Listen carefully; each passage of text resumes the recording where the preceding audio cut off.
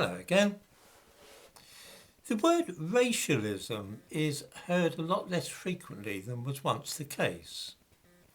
For most people today, it is simply a rather quaint and old-fashioned expression which is more or less synonymous with racism. The two words actually have quite different meanings. By the way, both are very old terms. The earliest use of the word racialism in print that anybody has come across is from 1880, and racism is almost as old. Contrary to what many people claim, the word wasn't devised by Trotsky. It was first recorded in the United States in 1903, being used by an American in a speech denouncing racial prejudice against American Indians. In 1902, General Richard Pratt said, "Segregating any class of race of people apart from the rest of the people kills the progress of the segregated people and makes their growth very slow. Association of races and classes is necessary in order to destroy racism and classism." From the very beginning, racism was regarded in a negative way as being an undesirable thing. In the description to this video, I give a reference for this first attested use of the expression. Racism generally indicates or suggests prejudice and is inextricably bound up and associated with the idea that some ethnicities are better than others and that racial prejudice might be a sensible idea. Those supporting segregation in the United States before the 1960s were avowedly racist in this sense of the word, as were the white South Africans who devised the apartheid system.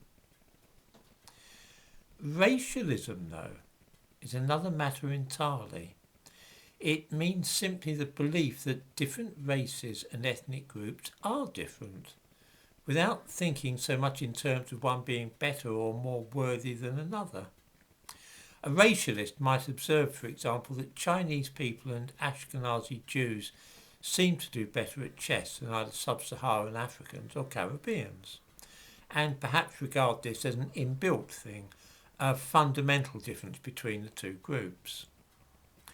Or perhaps it will be noticed that black people seem to do better at running than either those from South or East Asia. The current fashionable explanation for such differences is that they are purely cultural and that they do not relate to any essential differences between the various groups. But racialists tend to be sceptical about this and think that there is more to it than just family or national traditions. It's a great pity that this useful distinction between two words has been lost over the years, because nobody really talks anymore of racialism, and I cannot think of a single person who would wish to describe himself as a racist. Let's face it, racism is the ultimate sin in the Western world now, and anybody who is definitely a racist is likely to be ostracised, shunned, and be in danger of losing his friends and perhaps even his livelihood. For my own part, I am not a racist in the sense of being racially prejudiced against an individual before I have got to know him or her.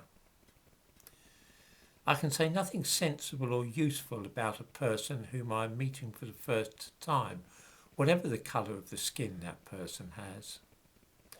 There are many black people and also men and women from South and East Asia who are likely to be more intelligent than me, and also a lot who will be slower and more dull-witted.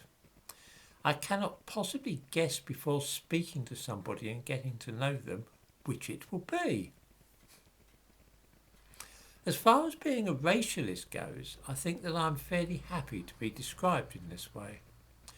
While I don't believe that all Chinese people and Jews are clever, or that all black people are stupid, I certainly think that ethnicity and intelligence are linked, and that there is a better chance statistically of a Chinese person being a genius than of a sub-Saharan African having a phenomenally high IQ.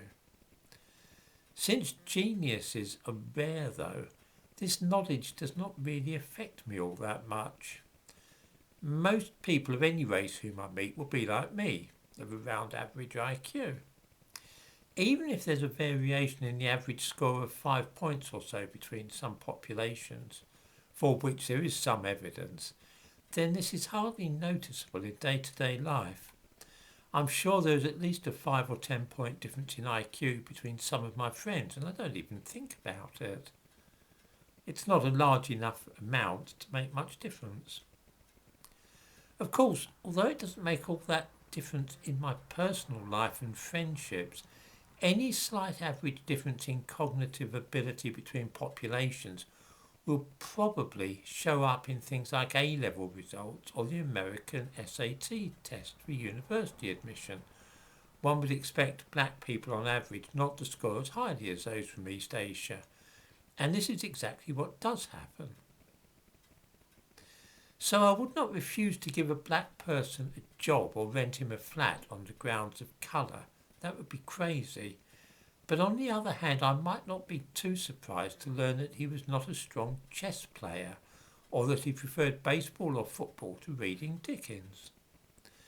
I doubt that many people in today's world are likely to grasp this distinction, but I would not be at all bothered if somebody called me a racialist.